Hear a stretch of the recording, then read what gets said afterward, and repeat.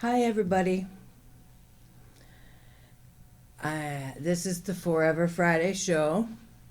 I am the host, Friday Forever. That's my name, my real name. Friday Forever. First name, last name. Um, my show today, I'll leave that for a second, is what are blessings? What are blessings? I have the background because when I was little, 9 years old maybe, my dad had a tabernacle. All wooden benches, pews, and the stained glass windows, and it was a tabernacle on a piece of land which was the church camp. He ran a church camp. And there was a lot, and the floor was sawdust.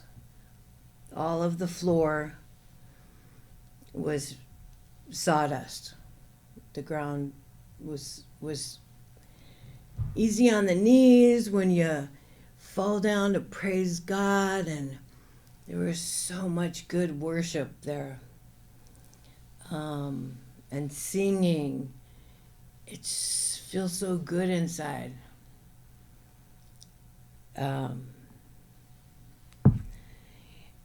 I saw blessings at a young age, I guess.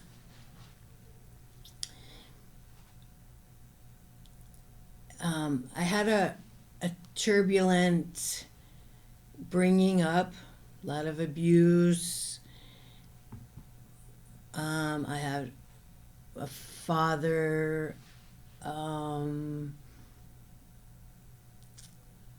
At this time, the tabernacle time, it was just my dad, my stepmom, Kim, my two brothers, and me somewhere in there. They like to play jokes on me a lot. The boys, my brothers and my dad. Mean jokes, pranks. But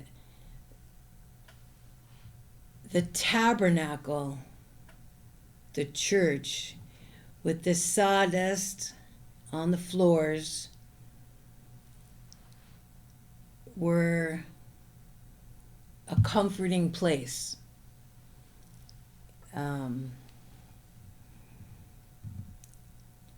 It was in the mountains, the woods, trees, you just bears, wolves. It was in the mountains. And when the church camps would come, and we were in this room, the worship room, tabernacle, and singing and praising God, and the love that you felt, and it was just so amazing, so amazing. And I want to say,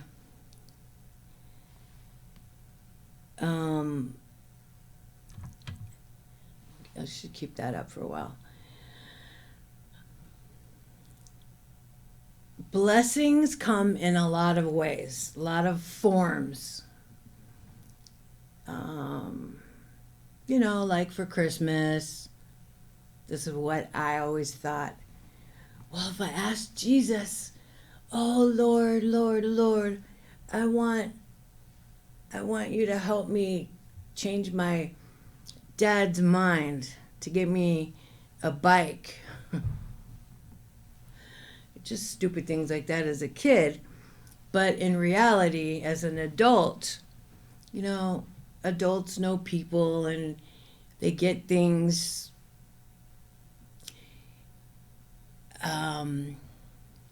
He came across a bike, he fixed it up, and He gave it to me, so I thought, wow, Jesus listens to me. That was a blessing because I prayed. I don't really see it much like that. A little bit, maybe.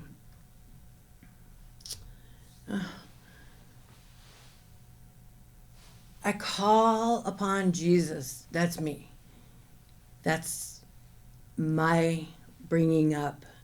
And I, to the day right now, right, I was saying that at 9, and I had a rocky life with my brothers and my dad and my stepmom. Meanness, violentness, and just not good stuff. But you learn through those trial and error days. I watched others and thought, I want to be more like her. I want to have the experience that she has with this guy called God, Jesus,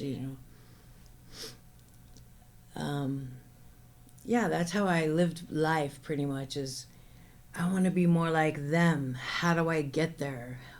How do I make that work? They always bring up praying to God and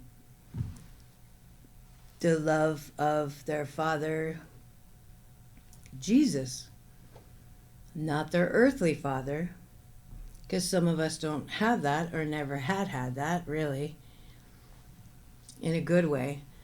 But I love Jesus. And ever since I'm on my own and had my own kids, I've relied to get out of sticky situations on Jesus. And it started in the tabernacle on the wooden benches way back when I was little. And people prayed for me all the time. Carl's kids, my dad is named Carl with a K. Everybody prayed for his kids, Ricky, Ronnie, and Friday. Me, Friday. So when you have people in the world, I don't care where in the world, and whoever, people you know or you don't know, and they are praying for you, that's a vibration from people's mouths going up to Jesus's ears and keeping over you, whoever the name is that they're praying for, a hedge of protection. And it's just the truth. That's a really good, big blessing. When you have people praying for you,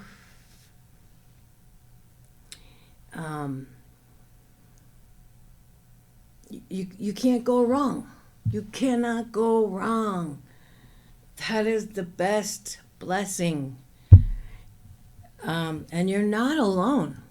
I mean, in the physical realm, parents, people, but lately in my life, people have been dying. People I care about, people that care about me. Dead. I mean, and I'm left walking around in the world thinking, oh, I'm all alone. Who do I have? I don't have anybody. I'm all alone. But that's not really true.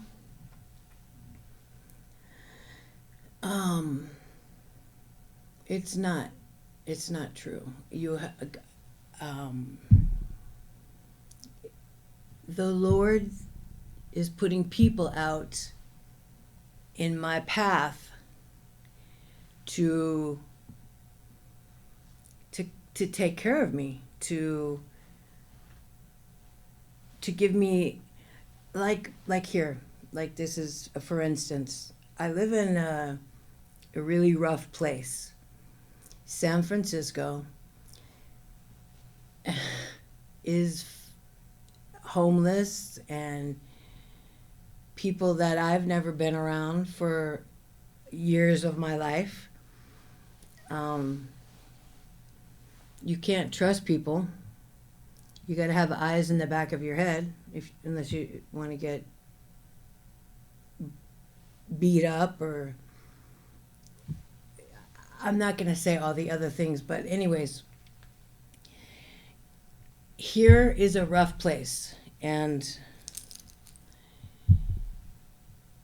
oy vey, you've got to trust that somebody is with you. I'm all alone, I told you. But God has placed people in my life. And what I've been noticing is on the streets, people respect me. Oh, sorry. And I don't know why, and I don't even know these people. And even if they're dangerous drug people and whatever. It's like I'm walking on the sidewalk when it's full of people that will just go off on you. But when I walk, it's like there's a hedge of protection around me, and the floodgates open up, and I just have that clear, safe path. And sometimes people go, "Hey, Mom." Everyone calls me Mom. "Hey, Mom, how you doing, Mom? You okay, Mom?" It's just a respectful thing. Even if they're so big, dangerous, scary looking people, I don't go this way and that. I used to do that because I was scared out of my mind. I know the streets, and the streets seem to know me by watching. Everyone's a watcher. But I'm not afraid. I used to be afraid until I prayed and prayed and prayed. But now God and his angels are around me, and they let me know. It's just a closeness relationship. I just know when I'm not supposed to or when I'm supposed to. I don't know. I just really appreciate the blessings that I have from people that are in my life.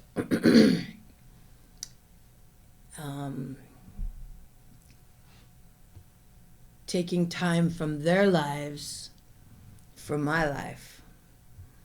For instance, I met a gentleman, Ray, shout out.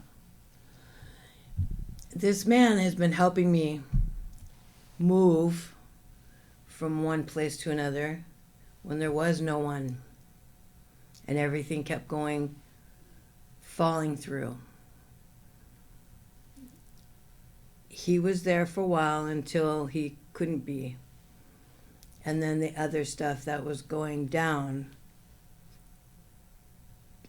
came through. But he still helps me. He finds furniture. I have no furniture. What can you do? I just appreciate what I have. And he comes through for me when I least expect it, which is a super nice and good thing for me. But he always gets the stuff on my show days. It's funny. It's an inside joke, but it's funny. So blessings are things that people can help you out with. If you are homeless and then you get a home. If you have no rent money and then you get rent money. If you have no food, then you get food. Clothes. I mean, those are blessings in my mind. Those are blessings. If, like when I was younger, I would always get my brother's hand-me-downs. I'm one of the boys. My dad treated me like one of the boys.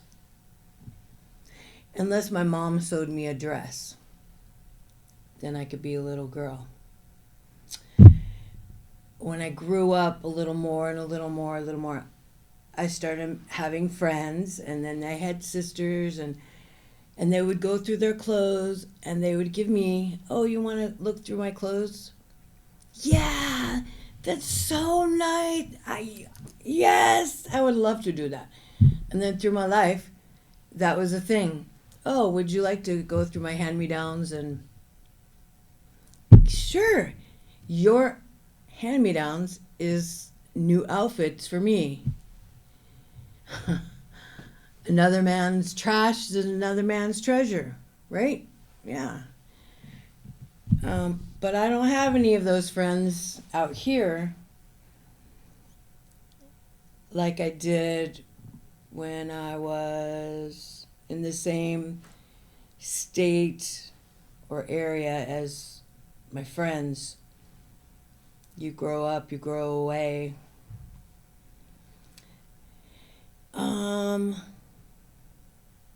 Yeah, I don't know. I love giving to people. If I had money, I would, okay, when I grew up, a little bit, when I grew up, I would go, if I was talking to you, whoever, if I was talking to you, and you made mention of how you like to write, or how you like to paint, or how you like to do whatever.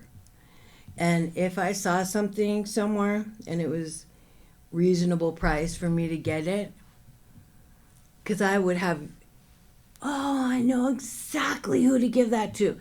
For instance, I had in Idaho, Rita Sturriolier. Okay, I just blew that. Rita, her name was Rita. She loved shells, SHELLS, seashells. She had this beautiful plant room, and she'd have a big shell, and she'd have hanging shells. So if I saw a shell somewhere, instant, Rita would love that. Or, or friends, guys, tools. Oh, I know who would love that. People would come to my mind if I've been around you for a while and I know that you like a certain color or you like a certain food or anything. Anything. I would buy it and I would go to your job or your home or wherever. I knew where to run into you. I'd bring it and I would go to the place and I would run into you and I would give you, I have something for you. You're gonna like it. Oh, why did you do that? Because I thought about you and I saw this and I knew you had to have it. It was my gift because I love to give and I love people to be happy, and they were blessed from me. And do you know what I mean? I'm thinking you know what I'm trying to say and what I'm meaning. So, yeah. Blessings, gifts. I had a friend. He says, I can't accept that. I said, yes, you can. I bought it for you and your wife. And he's like, I can't accept that. Well, I left it on his desk when I left. So it's his. And whether he didn't take it to accept it, he knew. It was tickets. It was like a pack of tickets for the movies. Because they have an autistic son and they never go on dates. But if they ever had a babysitter they could find, a person that specializes with autistic children, he and she would be able to go find a movie and do something they haven't been able to do in like a lifetime. Do you know what I'm saying? I would do things like that. And the lady in the front, who was my really, really good friend, she had a piece of property with horses. She was a horsewoman. If there was anything with beautiful horses, I would, oh my God. Yeah. Do you get that? You get the drift. Okay, for instance, my mom passed away. So I have my other mom, who is my stepmom. My dad passed away. That was his wife. She sent me 2 tea bags, and oh my God, that was such a good tea. Never had it. You don't have it out here. She just recently sent a little bag full of teas. Teas. You know, hot tea bags. That's a blessing. She never told me she was going to send me that. She just sent it. When people do those things, those are little blessings. She, send you a little money here. Auntie Yvonne, she would send me $20 here, or a present for Christmas there, or those were blessings. She's passed away too. I tell you, I'm pretty much alone. But the only way I don't feel all alone is when I pray. I pray in my house, and I remember when I was a little girl, the tabernacle at my dad's church camp. We used to mow the lawns and do heavy labor.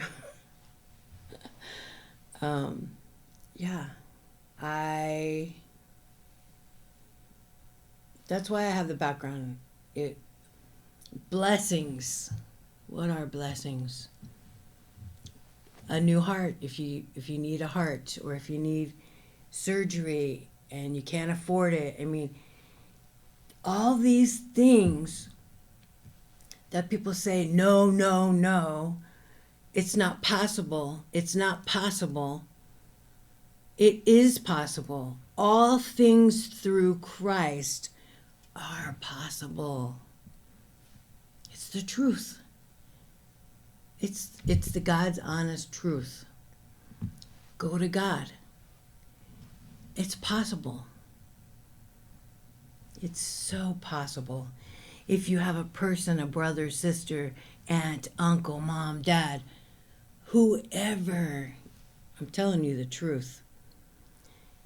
and they can't, let's just say they can't get off drugs, and they're on the streets, and they keep coming to you for money or for help, and you're like, nah, dude, go to a clinic and go through detox and stuff like that.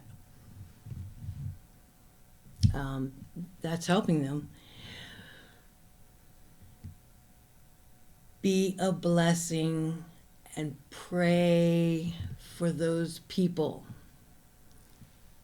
God will take care of those people, whether it's time for them to go home to Him or whether it's time for them to get help and shape up their life and do something with their life.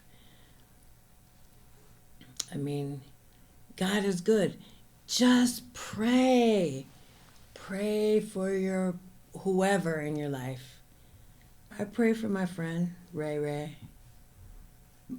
My brother, who I adopted into my life.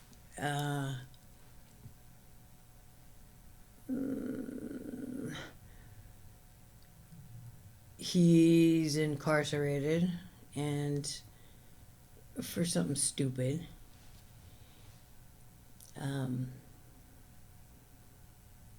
He should be out. It's the most stupidest thing and shouldn't even be. And I pray for my brothers who hate me. My blood brothers, I have two that completely hate my guts for some reason. I don't have a clue. And my kids, the ones that don't talk to me, I don't know. I'm trying to save the world. That's all I want to do is I want to save the world, and I want people to know that they're not alone because God is always with you. Jesus. I have to go because my show's over, and I hope I didn't bore you to death.